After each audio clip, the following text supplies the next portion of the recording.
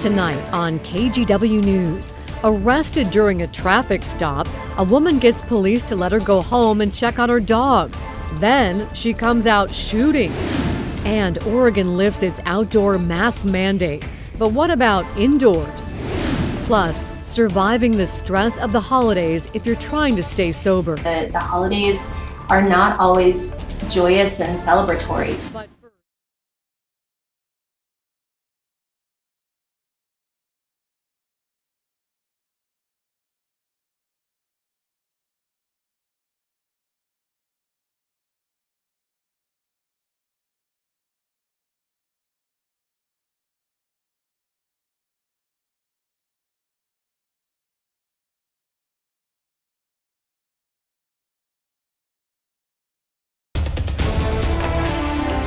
Tonight on KGW News, arrested during a traffic stop, a woman gets police to let her go home and check on her dogs. Then she comes out shooting.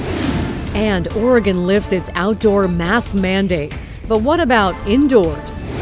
Plus, surviving the stress of the holidays if you're trying to stay sober. The holidays are not always joyous and celebratory. But first, a frightening attack that has investigators looking for more possible victims of a rideshare driver.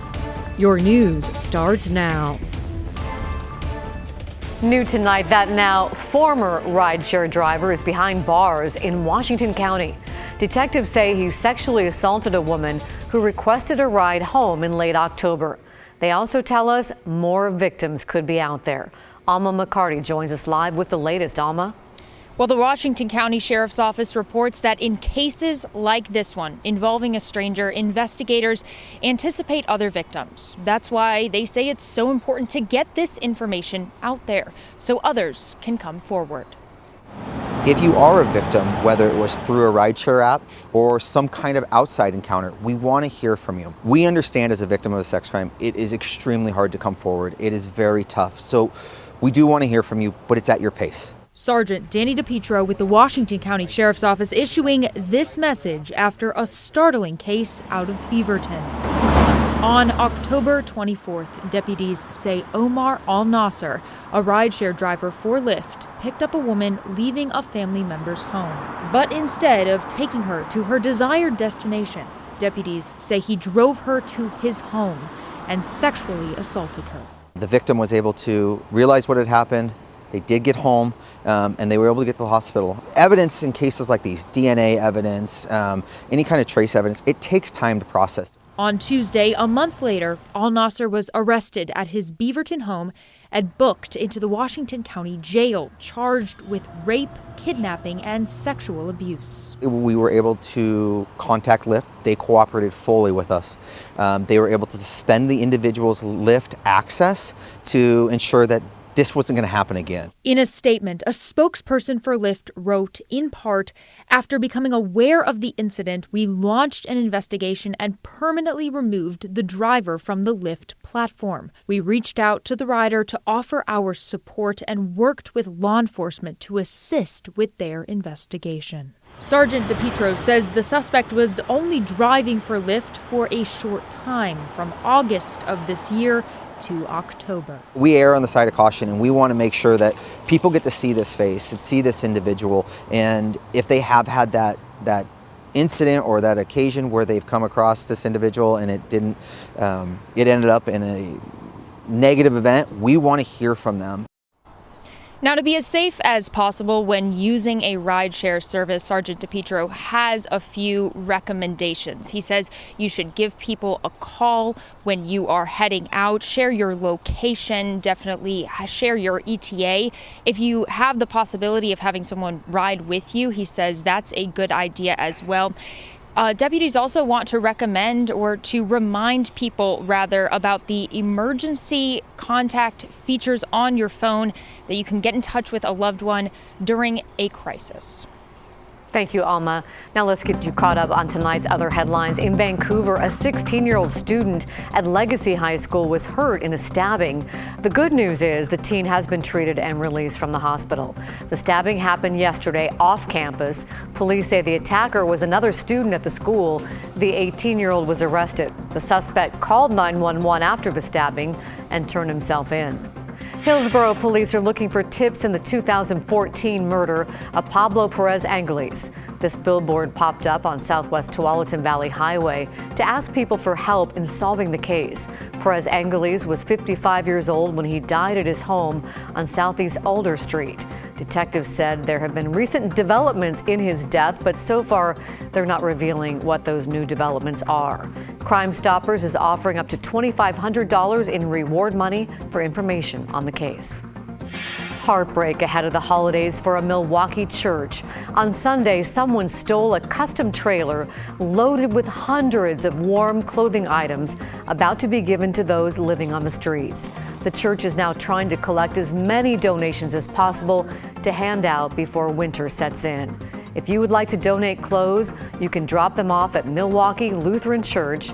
And if you know anything about this theft, call Milwaukee Police. What started with a traffic stop ended in a shootout at a home in Happy Valley. Tonight, we're learning more about how a Gladstone police sergeant was shot in the leg. A suspect was hit too. This was breaking news last night here at 11 o'clock. Our Kylie Boshi went to the scene today to learn more. This all started as a routine call, a traffic stop around 8 o'clock last night in Gladstone. Police discovered the driver, Yvette Laures Garcia, had felony warrants for her arrest out of Texas on theft charges. After police arrested her, Garcia asked if officers could check on her 2 dogs at her home in Happy Valley, and that's when things went bad. Police say Garcia was able to break away from officers and run into her townhouse, where she grabbed a handgun. She started firing, hitting a Gladstone sergeant in the leg. Police returned fire and shot Garcia. Dozens of officers responded. Police cars lined the street near Southeast Causey and Stevens Road.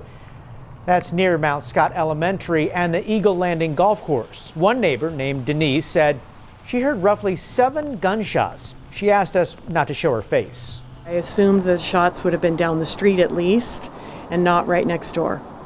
So right next door, as on the other side of the wall.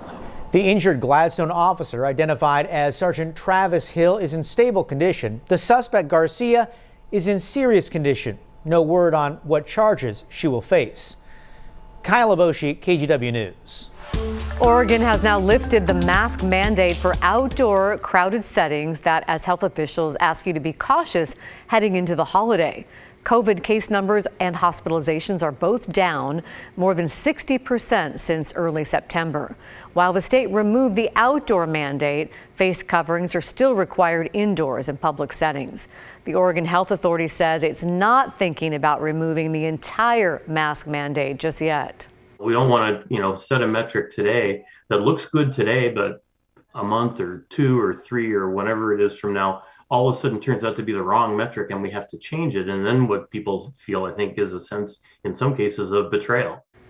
The other big update today was about schools. The Oregon Department of Education said if students are exposed to COVID in a school setting with masks, they can now remain in school as long as they continue to test negative.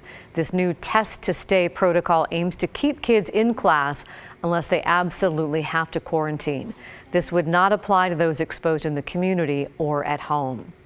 A number of people have told us it's been kind of difficult to schedule an appointment to get the COVID-19 booster, but there are other ways to get the shot. For instance, the Costco website says many locations are able to accommodate walk-ins. On the Oregon vaccine website, other pharmacies like CVS and Safeway are doing the same thing. There are also free walk-in clinics like this one at Tektronix, a business in Beaverton. The Washington County website says it is one of the clinic locations the Oregon Health Authority is helping to organize. We spoke with one woman from Hillsborough who told us she'd been looking for appointments at different pharmacies but kept striking out.